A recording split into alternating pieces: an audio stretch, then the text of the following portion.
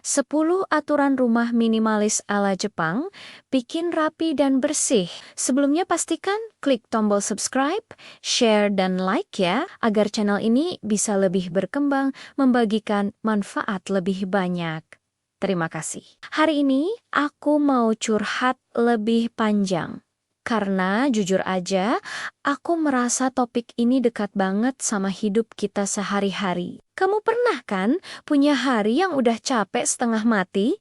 Lalu pulang dengan harapan disambut suasana rumah yang damai. Tapi kenyataannya yang nyambut justru tumpukan cucian, meja penuh perintilan, dan kantong belanja yang belum dibereskan sejak 2 minggu lalu. Rumah yang harusnya jadi tempat recharge malah berubah jadi sumber stres tambahan. Aku juga pernah ada di fase itu. Bahkan pernah suatu malam aku bengong sambil duduk di lantai, ngeliatin kabel yang kusut dan berkata dalam hati, kok hidupku juga rasanya ikut kusut ya? Sampai akhirnya aku belajar sesuatu dari cara hidup orang Jepang. Mereka punya rutinitas yang sederhana banget, tapi efeknya gila-gilaan. Rumah selalu kelihatan tenang, bersih, rapi, balanced, dan entah gimana bikin penghuninya juga ikut tenang. Dan setelah aku kumpulin, ada 10 aturan yang ternyata jadi fondasi rumah minimalis ala Jepang yang rapi dan bersih, tapi bukan cuma soal interior. Ini juga soal psikologi, soal bagaimana rumah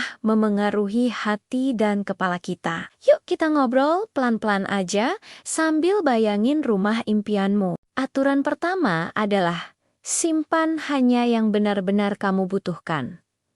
Orang Jepang itu jujur sama barang-barangnya, mereka berani bilang terima kasih dan selamat tinggal ke benda-benda yang sudah tidak punya peran dalam hidup mereka. Aku dulu tipe yang percaya bahwa semua barang punya masa depan, padahal yang punya masa depan itu aku, bukan barang-barangnya. Setelah aku mulai melepas satu barang, dua barang, lalu makin banyak, aku ngerasa rumahku seperti mengeluarkan napas panjang. Ruang terasa lebih lega dan pikiran ikut terbuka. Aturan kedua adalah satu barang, satu tempat. Kamu mungkin sering ngerasa rumah berantakan, padahal barangnya tidak banyak. Masalahnya bukan jumlah, tapi mereka tidak punya tempat pulang. Seperti orang yang habis main keluar tapi lupa alamat rumah. Begitu tiap benda punya tempatnya sendiri, kamu tidak perlu mikir panjang setiap mau beresin sesuatu. Kamu cukup letakkan dia pulang ke rumahnya. Selesai. Tidak drama. Aturan ketiga adalah pilih warna yang menenangkan. Rumah Jepang dikenal dengan palet yang soft, natural, dan hangat. Warna-warna itu bikin ruangan terasa adem, bahkan saat hidup sedang ribut.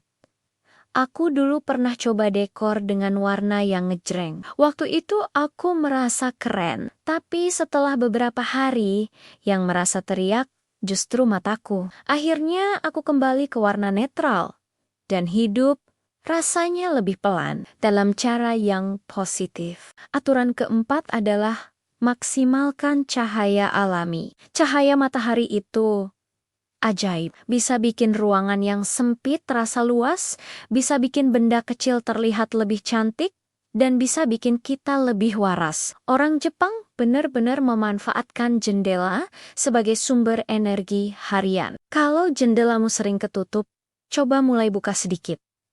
Biarkan cahaya masuk. Percaya deh, suasana rumah bisa berubah 50% hanya karena cahaya. Aturan kelima adalah bersihkan sedikit tapi sering. Ini aturan yang nyelamatin hidupku. Aku dulu tipe yang nunggu berantakan sampai parah, baru gerak. Akhirnya capek sendiri. Orang Jepang punya konsep membersihkan 2 atau 3 menit setiap kali ada kesempatan.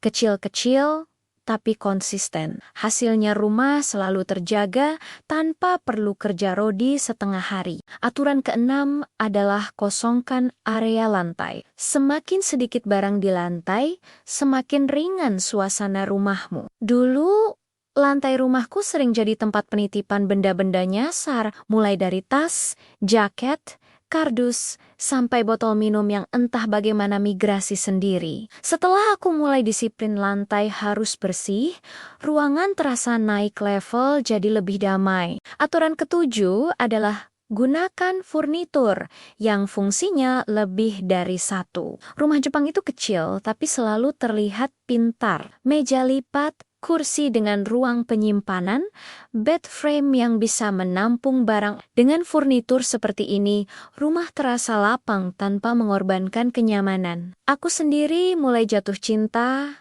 sama konsep multifungsi ini. Rasanya seperti punya asisten kecil tersembunyi di dalam furnitur. Aturan kedelapan adalah kurangi visual yang berisik. Ruangan tidak selalu berantakan secara fisik, tapi bisa berantakan secara visual. Terlalu banyak pola, terlalu banyak warna, terlalu banyak benda nyempil. Mata kita lelah, padahal kita merasa tidak melakukan apa-apa. Orang Jepang menjaga rumahnya supaya tidak memicu overstimulasi. Begitu visual lebih tenang, hati juga jauh lebih kalem. Aturan ke-9 adalah rawat barang seolah barang itu punya perasaan.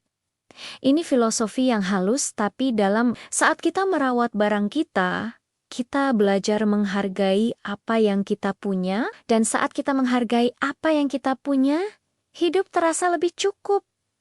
Tidak melulu ingin beli yang baru, ada rasa keterhubungan yang bikin rumah terasa hidup. Aturan nomor 10 adalah biarkan rumah mengikuti hidupmu, bukan memaksamu menyesuaikan diri dengan benda-benda. Rumah yang baik itu fleksibel, menyesuaikan rutinitas penghuninya. Saat kamu punya kebiasaan baru, layout rumah bisa ikut berubah, meja bisa dipindah, rak bisa disesuaikan, ruang bisa diatur ulang. Hidup itu berubah, dan rumah juga boleh ikut berubah. Jadi itu tadi 10 aturan rumah minimalis ala Jepang yang dalam sekali maknanya bukan cuma soal rapi dan bersih, tapi soal menghadirkan kedamaian, kehangatan, dan ruang bernapas untuk diri sendiri. Kalau kamu lagi berjuang ngatur rumah, aku mau bilang satu hal, tidak apa-apa. Kamu tidak harus berubah besar dalam satu hari. Cukup satu sudut, satu rak, satu laci kecil hari ini. Pelan-pelan aja. Nanti kamu bakal lihat perubahan besar tanpa sadar. Rumah yang rapi itu bukan soal cantik untuk orang lain, tapi soal nyaman untuk hati kamu sendiri. Terima kasih sudah dengerin curhat panjang ini. Semoga kamu merasa ditemani, dan semoga rumahmu jadi tempat paling damai buat pulang. Kita ketemu lagi di cerita berikutnya.